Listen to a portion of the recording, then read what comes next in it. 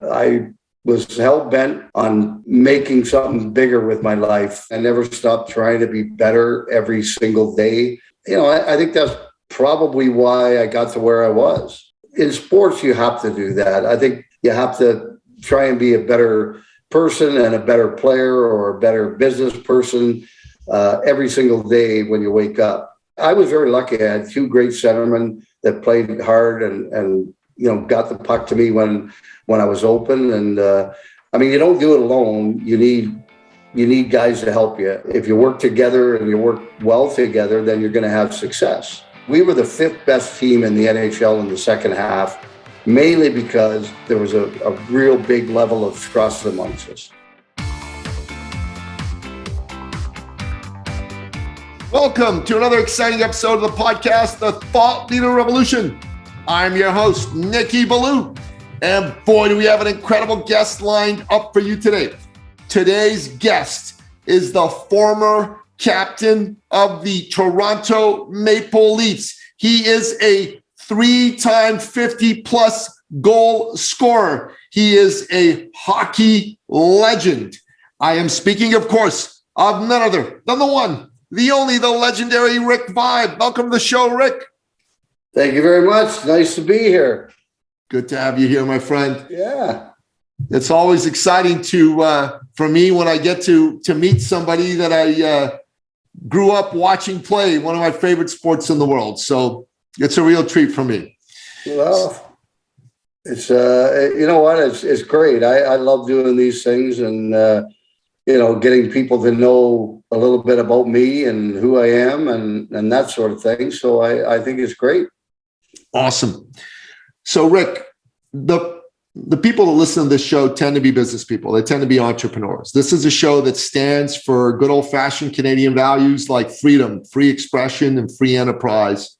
And we really want to help the people that listen to this show be inspired to do better in their life, to do better in their business. We want them to learn some tips from you that they can apply to their life and their business so they can become more successful. And these are people that listen to this show because they're hungry for growth. They're hungry for being better people. But before they can really open themselves up to you, they've got to reconnect with you and your story. So tell us your backstory, brother. How'd you get to be the great Rick Vaive? Well, it was a pretty long journey. In fact, I think if nobody has gotten it yet, my whole story is in there. Catch 22 is still in the stores. I love it. And so it was a long journey. Started out in Ottawa, moved to Amherst, Nova Scotia, and then to Prince Edward Island and to Charlottetown, where my mother was from. My father was from Gatineau. And then, growing up, we always had an outdoor rink. We were out on the rink, for hours and hours, shooting pucks, doing different things. I fell in love with the game, and there was a few obstacles along the way. There was a lot of alcoholism and stuff back in my family during those years. So it was a little bit difficult. I didn't really want to be around the house that much because, it wasn't a great environment. But then, it affected me years later. And, so that was a battle for me as well. And, but you know what, I just put my head down and worked extremely hard. I treated people as good as I possibly could because I wanted to be treated the same way. And everything started kind of falling into place, playing junior or midget and then junior hockey in Prince Edward Island. I got drafted by Sherbrooke in the Quebec League, the Marlies in the OHL. I chose Sherbrooke because I was a fourth overall pick by them, and I was a fourth pick by the Marlies in the third round. I believe they had two picks. So I chose there, and I was kind of happy to be away from home. I know that's really not a good thing to say, but I remember in Charlottetown, we didn't have the gates and everything that you walk down and get on the plane. You walked out and went up the stairs into the airplane, and I'm waving to my family and I'm saying, okay, well, I will probably never be back here to live full time. And sure enough, I wasn't. I was hell bent on making something bigger with my life, leaving Prince Edward Island and getting to do that. And lo and behold, I had 2 successful years in junior in Sherbrooke, and then moved on to the WHA, gave up my last year as junior. And then the next step was the NHL. And the funny thing was, I never stopped learning. I never stopped trying to be better every single day. I mean, I was on the ice a half an hour before most of the guys got on the ice, shooting pucks, trying different things. And, I think that's probably why I got to where I was. Yeah, that makes complete sense. And you were drafted originally by the Canucks. Yep, 5th overall, and figured I went to Vancouver. I wasn't thrilled about being in Vancouver, to be honest with you. I mean, when I heard that they drafted me, because it was all the way across the other side of the country, and sure, my parents would be watching the games at 11 or 12 o'clock at night, and that wasn't a good thing. But I embraced it, and I tried to be the best I could there. Harry Neal, who was a coach, and he was filling in for Jake Milford, who was our general manager, was sick in the hospital, and obviously he felt differently about me. So in February of that year, I got traded to Toronto, and it was the best thing that ever happened to me. I got a great opportunity to play. I took advantage of that opportunity. And like I said, every day was, okay, let's get better. Let's get better. And, I think, in sports, you have to do that. I think in anything, you kind of have to do that. You have to try and be a better person and a better player or a better business person every single day when you wake up. Yeah, I agree. I mean, that's a big lesson of life. You have to have the attitude of I'm going to give it my best, and I'm going to work on becoming 1% better than I was yesterday. And if you do that every day, you're going to move in a fantastic direction. So you joined the Leafs.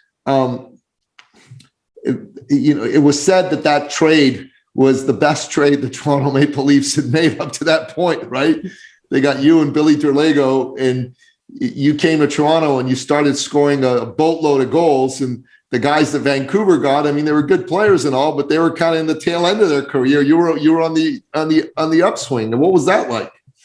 Yeah, that was kind of weird. I mean, when it was funny when Harry came to my apartment, and I think it was like 6:30 in the morning to tell me because he didn't want because of course with the time change, he didn't want the people out east to get that information before he told Billy and I.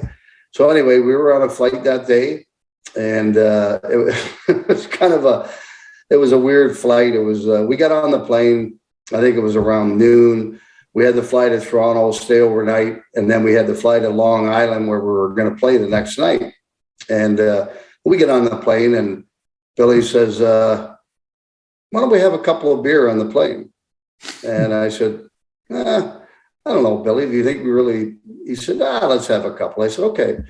And then the captain comes on, and he says, welcome to Air Canada and everything. And then he says, by the way, it's election day, so alcohol will not be served on this flight. And I swear, I think Billy offered the flight attendant $1,000 of service. I said, Billy, we don't need a beer that bad. Like, come on, like seriously.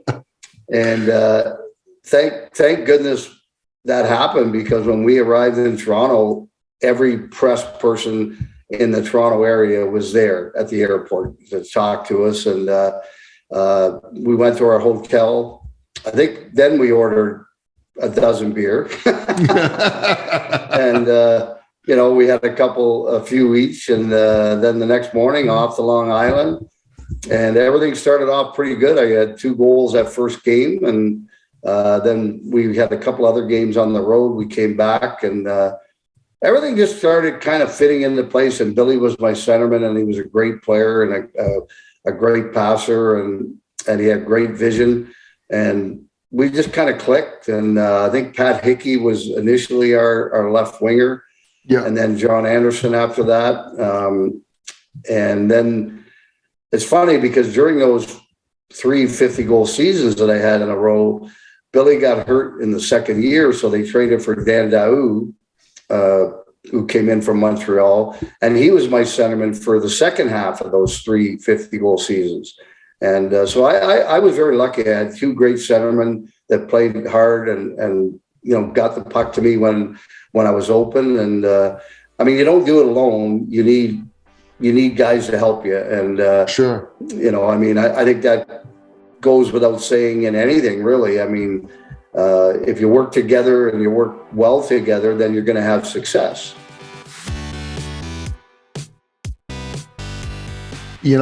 Bang on. And I really am glad you said you don't do it alone. That's one of my mottos. I go, #don't do 2022 alone, right? Yeah. Because if you try to do it alone, it's not going to go too well for you. Let's say you're a salesperson, right? And you're going out there and you're trying to sell. Well, if you tried to do all the selling by yourself without having like a bit of back office help, without having maybe somebody there to like lift you up when you've had 3 or 4 people say no to you in a row, it's not going to go so well for you. And the same is true. That's the beauty of playing organized sports. And at the highest level, like you did, is that you really learn that you have a bunch of people that are all going for a common objective. And it's important to learn how to get along with those people to make that common objective become a reality. You don't even need to like the other person. You just need to be able to work with them to move toward that common objective.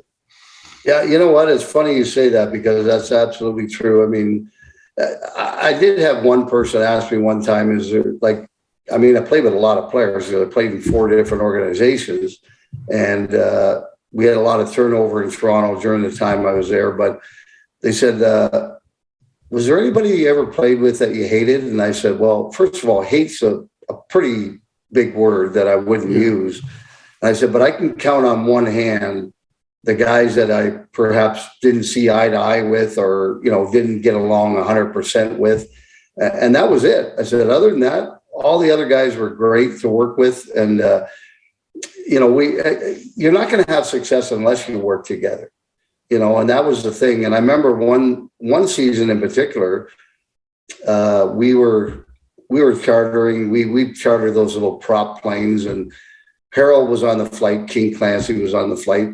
And after our dinner, the flight attendant would come by with a wicker basket full of chocolate bars.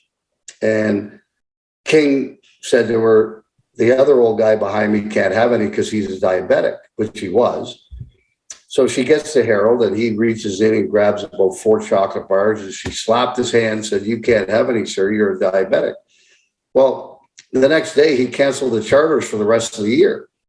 So we had 4 Czech players came over that year from Czechoslovakia, and we were flying home all the time. So now we're staying on the road. We're going out together for dinner and whatnot. We got to know each other a little bit better. And then there was a lot of trust between us. And we were the 5th best team in the NHL in the second half, mainly because we got to know each other better, and there was a real big level of trust amongst us. Yes. Yeah, I remember it was Miroslav Fričer, right? He was one of the Czech players that was playing for the Leafs back then. Yep, Fričer, Ineček, Duris, and the goalie, I can't even remember his name now, but Peter Ineček, I remember him too. Yeah, Peter was there, but the thing was, we didn't know them, and they kind of stayed to themselves. But we also chartered home all the time after games, so we never really got a chance to hang out together. And when he canceled the charters, we did, and. He did you a favor. You get to know your team. And I don't even think he realized it, to be quite honest with you. I don't think he realized that he actually did us a favor and got us closer together as a team and gave us more trust amongst ourselves. And I think that's very, very critical in a setting like that where, your whole thing is to win. And I think you have to have trust in your teammates, and you got to know them well, And you got to have that big thing is trust. And if you don't have trust in your teammates, then you're not going to have success. That's very true. That's a very powerful point. It's a very, very powerful point. So in that first season that you scored over 50 goals, Rick, what was it like for you when you realized that was going to possibly happen for you? I didn't really realize it till I was about 45 goals, and the press were talking to me one day, and they said, what would it be like to be the first Maple Leaf to score 50 goals in a season? And I'm going, what do you mean first Maple Leaf? Like, you look at Dave Keon, Frank Mahal, all these great players that played for the Maple Leafs over 70 some years when I was there. And I couldn't believe that none of them had ever done it. And so it was kind of, I was disbelief really that no one had ever done it. And then finally I got to do it on March 24th, 1982. And it was great. It was, one of those things that, I didn't go into the season thinking, okay, I got to score 50 goals. I mean, I had 33 the year before. All of them wanted to do was be better than what I was the year before and maybe get 38 or 40. I wasn't thinking 50, but it all happened. And that was because I had a great centerman in Builder Lego and Boria Solming on the point on the power play and that sort of thing. And we just clicked, and lo and behold, it happened. And it was amazing. It really was. It really, for me, it was something that, like I said, I wasn't thinking about, but when it happened, my family were in town and we went out and celebrated that night. And it was basically surreal, really, because, to think that, hey, I'm the first player to ever score 50 goals for this organization that have been around that long. It was amazing. It's pretty special. Yeah. Yeah. What was it like for your teammates, especially the ones who were a big part of your accomplishment? It was great. Everybody was extremely happy. And it was funny because we used to go to a place called Mr. Green Jeans for lunch sometimes. And yeah, I remember that. They had these big 36-ounce drafts. And we were in there one day and the guy goes, if you score 50, I'll give you 50 free 36-ounce drafts. Wow. And I'm like, oh, okay. Anyway, we did it. Myself, about 6 of my teammates and our wives, we all went there. And I asked the guy, I said, listen, we're not going to drink 50 36-ounce drafts. So there's no way we're going to be able to do that.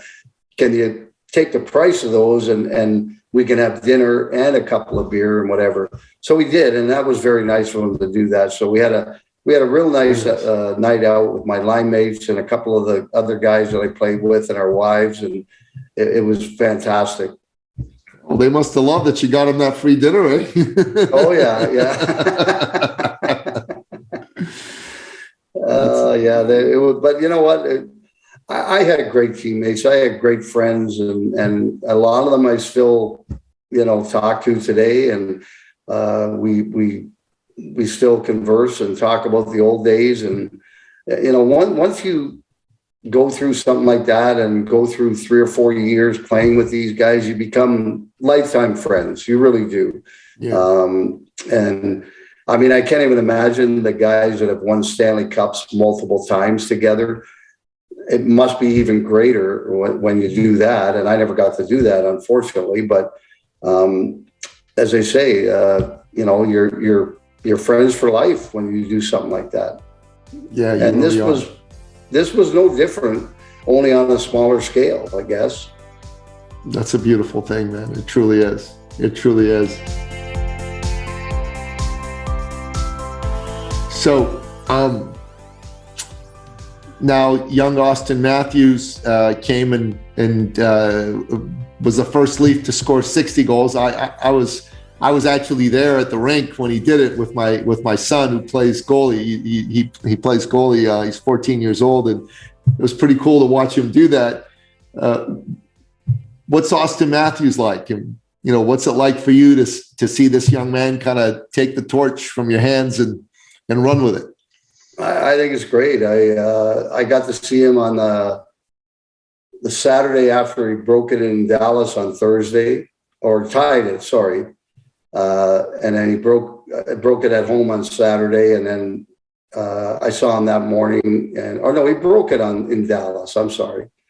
And anyway, I got to see him that morning. I had to do an appearance there anyway, and then I got invited to the practice rink on the Monday. Got to meet all the coaches and the players, and then all of a sudden they said, "Okay, we're going to go into the video room," and it was basically it's like a movie theater. The thing they have there, everything is so unbelievable. So we're sitting there, and Sheldon Keefe is going over the things that he wants them to see and talk about, and then he goes, "Oh, and we got a special guest here, so let's run the film." And they showed about, I don't know, 15 or 18 of my goals and a fight, and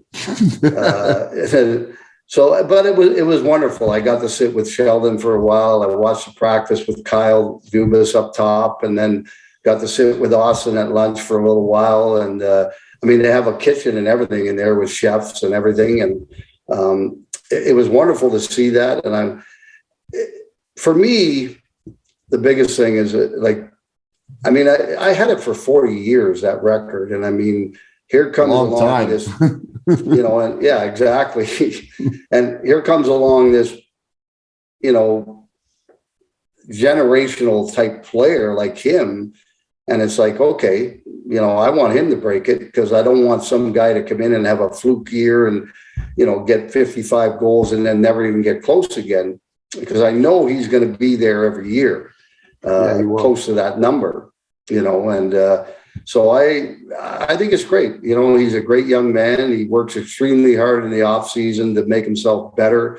And, that, like I said before, you try to get better every single year and be a better person and a better player. And he does that. And, I can't say enough about how good a player he is, and how happy I am that I got to pass the torch on to him. And in fact, I told him to get 65, because I said, no one will ever break that except for you. So he got a chuckle out of that. And, but it was fun. It was fun being there, meeting the players that I've never met before. And some of them I have met, and getting to sit with him and sit with Sheldon Keefe for a while at lunch. And it was a wonderful day for me. And I'm glad they invited me down there for that day to kind of pass that torch on and get to meet the players that I didn't know. And it was wonderful. It was for me, it was something special that they did that for me. It was a classy move on the organization's part to bring you in and have that be there. And I think that's important. I think it's wonderful for you, but I think it's important for the fans, and I think it's important for the city to have something like that done, because it shows that there is a tradition, a continuity, and the fact that they're honoring you is something that harkens back to olden times where ancient warriors were honored. Because let's face it, you're like our modern day warriors, people who play sports for our cities. Yeah. And you were one of our champion warriors who did great things for the city of Toronto, and frankly for quite a few Canadians all over the country. Rick Vaive is a name that for hockey fans means something, and means something powerful. So for them to honor you is a fantastic thing. But it was also, you were honoring young Austin, and you were letting him know that the folks who came in before him were proud of what he did. And I think that's good for him. I think that gives him a lift, and on Tuesday night, he scored 2 goals, right? I think it's great for him. It's great. I think more importantly, I think it's great for the players that were there, the whole team, because now they see, okay, if I stay here and I play well, this organization is not going to forget me. They're gonna. I'll be an alumni here forever, and they will never forget me if I do my job properly and have success. And I think that's one of the big things that I took out of that was that these guys are all going to be thinking that, they're going to go, wow. I mean, that was 40 years ago, and they bring him in. And he's still a big part of the Leaf alumni and that sort of thing. I think that's big for them to realize that's going to happen for them if they stay there and they do their job properly. No, I think that's fantastic, Rick. I really do. And so, Rick, these days, what's keeping you busy? Oh, well, I mean, the last 2 years have been pretty tough. I mean, generally, I play about 70 hockey games a year between the Leaf alumni, the NHL alumni, various tournaments for Easter Seals, Hockey Helps the Homeless, those types of things. And I have a lot of fun doing it. I still love playing. And even though I'm going to be 63 years old in probably about 2.5 weeks. And, wow. Happy early birthday, pal. Yeah, thank you. And but I still love playing, and I'll play until I can't stand up anymore, and I can't skate anymore, and because I love the game, and not only that, I get to play with guys that some of the guys I played with, some of the guys I haven't, and to get to meet the guys that I haven't played with is even better. I mean, because, I'm making new friends, I'm meeting new guys, and, we all kind of, how do I put it? I guess we're all similar because we played a sport that we loved and we were part of a team. And so you get to meet these guys like Nick Anthropov, for instance. Like, I never played with him. He was well after me, but we play in a lot of alumni games together, and now, like, we're best friends, and it's great. I love it. I mean, meeting new people, meeting the fans, and that sort of thing, and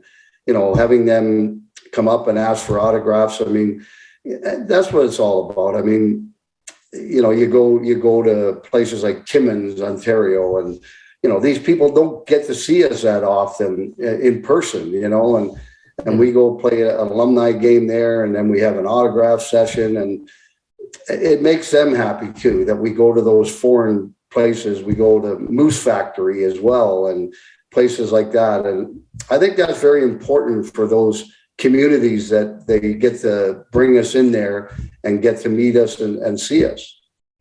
Yeah, amen. I think that's very, very true, and it's a wonderful thing that you do.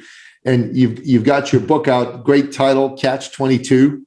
So that refers to the number on the back of your jersey that you wore.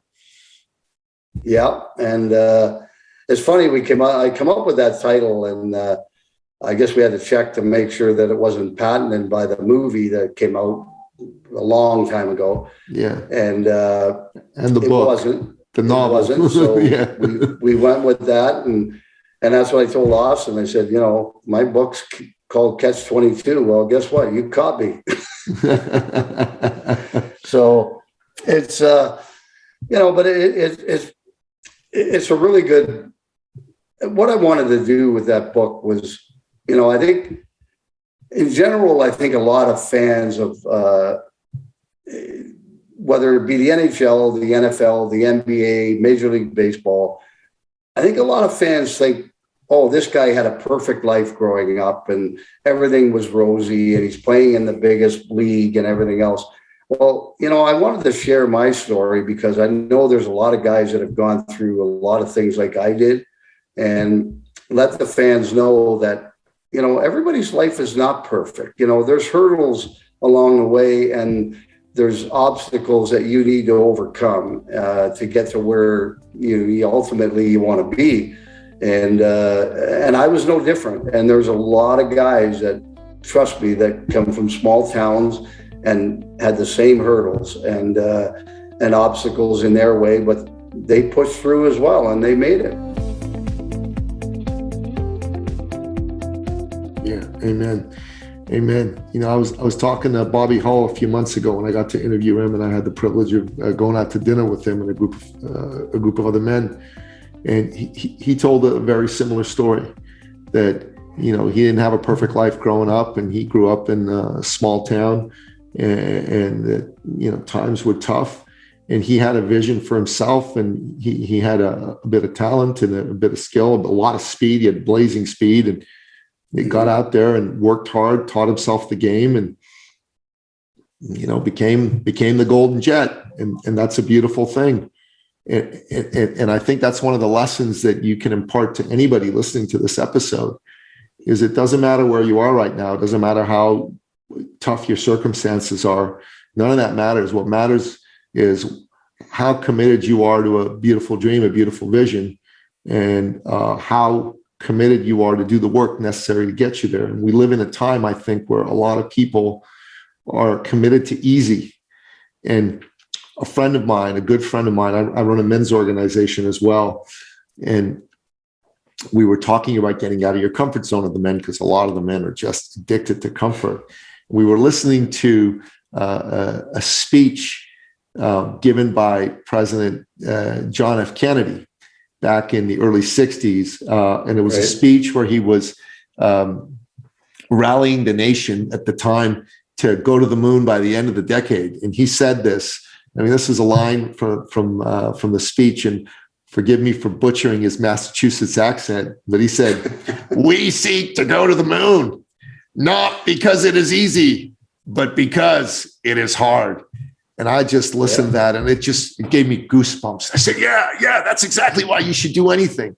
You got to seek to do what you do in life, not because it's easy, but because it's hard, because doing the hard things make you and forge you into a better human being and allow you to live the kind of life you deserve to live, while doing the easy things are just going to turn you into a soft butterball who's not really going to live any kind of life that you're going to be happy with, right?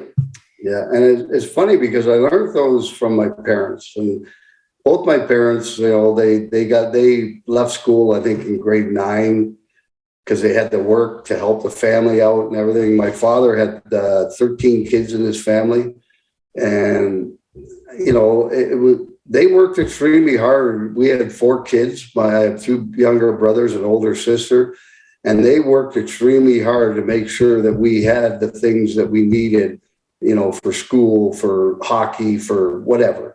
And, you know, that was never lost on me, that how hard they worked to make things, you know, as good as possible for us. We didn't have the best clothes. We didn't have the best equipment. We went to school. We didn't have the best clothes on, but I didn't care. We had clothes on our back, and my parents made sure that, you know, they worked extremely hard to make that happen. And I never forgot that. And I did the same thing. I worked extremely hard to get to where I was, to build something. And, you know, my wife and I, well, gosh, I mean, in June, it's going to be 41 years now that we've been married, and wow. We have 2 boys.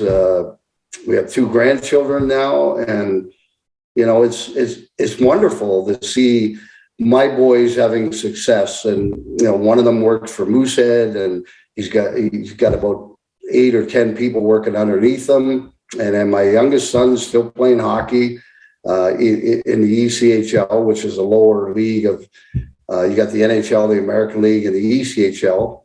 And but he's played about almost 300 games in the American Hockey League, and went to college, played for the U.S. development program, got a degree, got a full scholarship to a university in the U.S. I mean, I couldn't ask for anything more. And my boys worked hard, and they got to where they are. And that was one of the things that we, you know, kept harping on them when they were young, was, you know, you're not going to go anywhere unless you work extremely hard to get to where you want to go.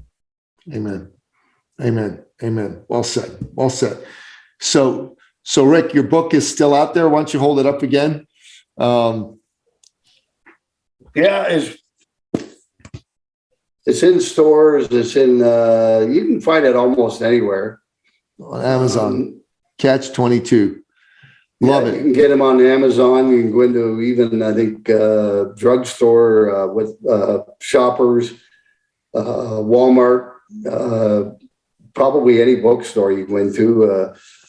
You'll be able to find it. And well, I'm going to make sure I pick up my copy, and I'll track you down at one of your events, Rick, and come and get you to sign it for me.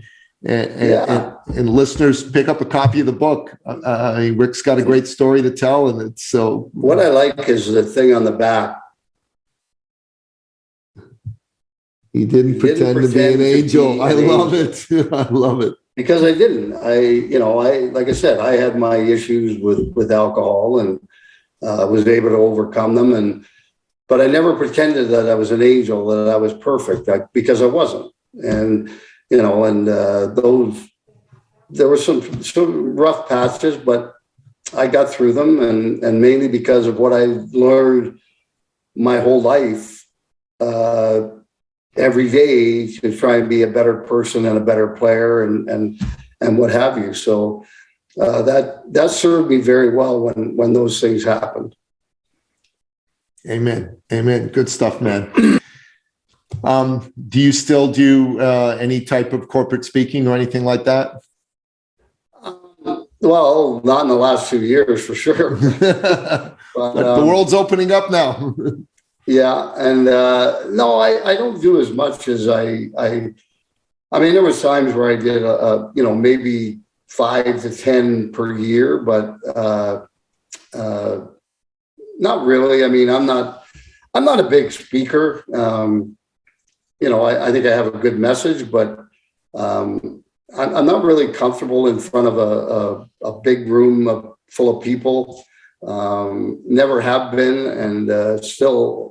I mean, I'm more comfortable now, obviously, but who knows? I mean, things are going to start coming up now, and I got a whole bunch of things that are coming up like left and right now, and I mean, I can't even keep up with my calendar. There's so many things on there, so it's getting a little crazy now. But sure. Hey, I like that. I like to be busy, and I like to do these things. So they're things I like to do. So that's why I do them.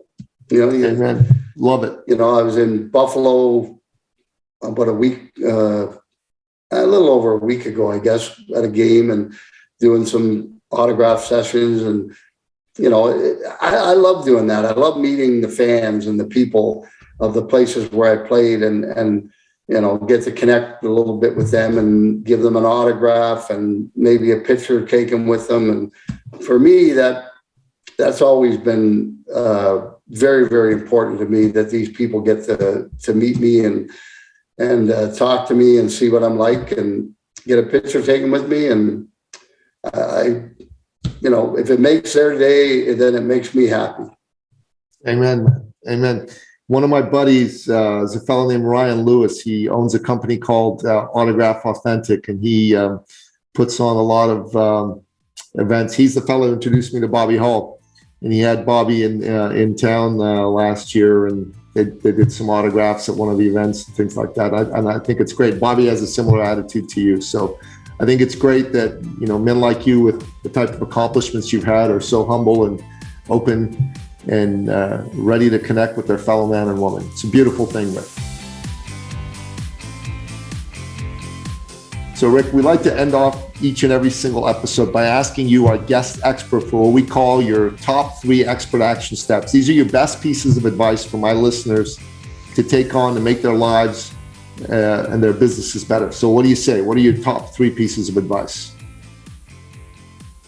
Well, I would say the first, obviously, is you have to have a goal, and you have to work extremely hard in order to reach that goal, whatever it might be. So hard work, and keep your eye on what you want to achieve, and don't take your eye off that, and continue to work extremely hard.